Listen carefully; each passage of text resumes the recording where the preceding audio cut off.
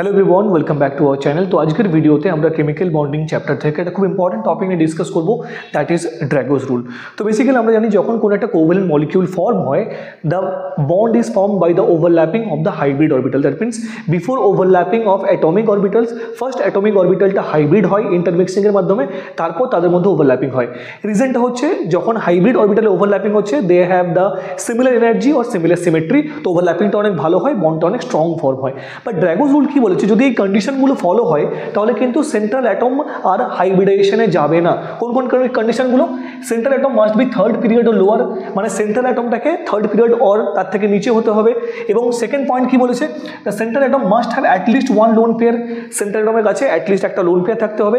এবং যে সাইড অ্যাটমগুলো থাকবে তার ইলেকট্রোনেগেটিভিটি 2.5 বা তার থেকে কম হতে হবে। যদি এই তিনটে কন্ডিশন ফুলফিল হয় তাহলে কিন্তু সেন্ট্রাল অ্যাটমটা হাইব্রিডাইজ হবে না, এবং ওখানে যে বন্ডগুলো ফর্ম হবে by the overlapping of pure atomic orbital. যদি আমরা গ্রুপ 15 হাইড্রাইডগুলোর কথা বলি, let's see some hydride of group 15, like we can see is NH3, we can see is that PH3, ASH3 and SbH3, right?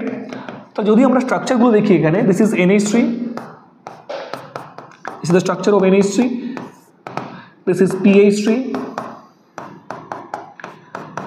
this is ASH3, similarly SbH3টা ঠিক same ভাবেই হবে।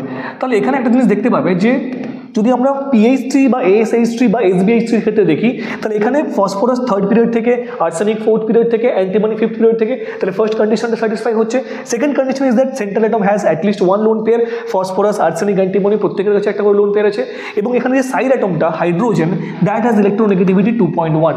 তার মানে তিনটে কন্ডিশনই কিন্তু এখানে ফুলফিল হচ্ছে। তার জন্য অ্যামোনিয়ার পরে যে বাকি হাইড্রাইডগুলো, সেখানে কিন্তু সেন্ট্রাল অ্যাটমটার কোনো হাইব্রিডাইজেশন হবে না, আর এখানে যে বন্ডগুলো ফর্ম হবে by the pure overlapping of atomic orbitals. যদি আমরা বন্ড অ্যাঙ্গেল দেখি, এখানে বন্ড অ্যাঙ্গেলটা 107 ডিগ্রি, বাট এখানে যদি দেখি আমরা 93 ডিগ্রি, এখানে 92 ডিগ্রি এবং 91 degree, so almost close to 91 degree bond angle হয়ে যায়। So this is the Drago's rule and this is the impact of Drago's rule in the bond angle for certain molecules. So একটা জিনিস মনে রাখবে, after no there is no hybridization, means nitrogen আর oxygen, এরপরে যত হাইড্রাইডগুলো আছে তারপরে কিন্তু কোনো হাইব্রিডেশন হবে না। I hope the Drago's rule is clear to you. See in the next video, till then bye bye, thank you.